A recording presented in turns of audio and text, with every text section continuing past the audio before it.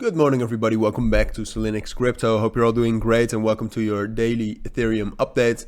If you're interested in these daily Ethereum updates, make sure to subscribe. What we'll do in this video is we'll talk about some fundamentals and then we'll tie that and we'll link that with the technicals, which I think for Ethereum right now are obviously very interesting. We are still very much bullish. We're consolidating in this area between 2070 and ultimately 2120.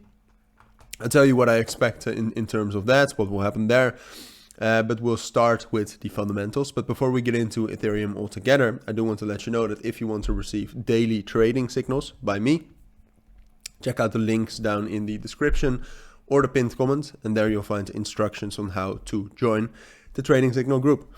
But now onto Ethereum. So you can see that we are opening today a little bit bearish. We're testing our main support level, which has held us for the last 5 days or so, around 2070. Altogether, there's just a little bit of pressure from the market. The dollar strength index is relatively strong.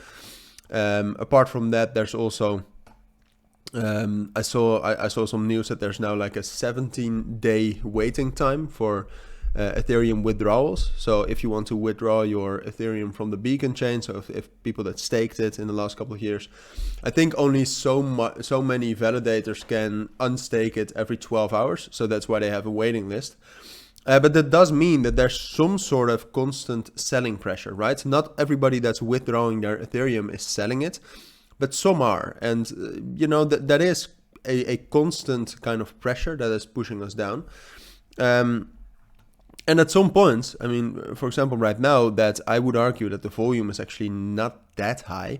It's not low either, but it's at around 8.8 billion. You can see that it dropped down a bit. It's stabilizing a bit, perhaps. Then something like that is just pushing us down. Not that much, but still, it's there. So all of that together with the dollar strength index also having the potential to go up towards 102.5, which is our next major resistance level. I'm zooming in a bit.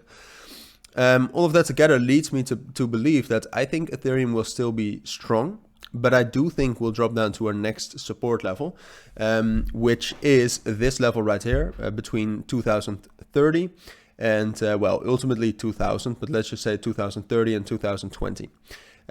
That's our main support level now, and I do think we'll drop down there. Now, from there, I do think we'll be able to hold it, find some resistance at 2070, but altogether get into some sort of a consolidation between 2120 and 2020.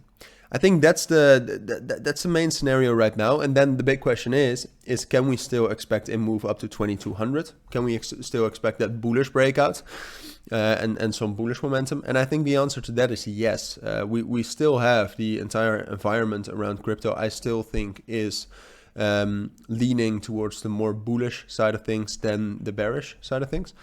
If you talk, for example, about the interest rates, the interest rate decision coming, I think, next week, I believe that is. We can quickly look that up. But apart from that, there's also quite a lot of good news still around crypto. There's bad news as well, but there's good news as well. And I think that that means quite a lot as well. All right, no, we actually don't have the interest rate next week, but we do have the PCE price index, which means something too. But altogether, it is coming up, and it is quite likely that the rates will not hike further, which is bullish, and that's why I still expect that bullish momentum to come in at some point. I just don't expect it soon, perhaps not even this week. So that's my full analysis and take on Ethereum. If you do have any questions, then as always, let me know. But for now, thank you for watching. Take care and bye.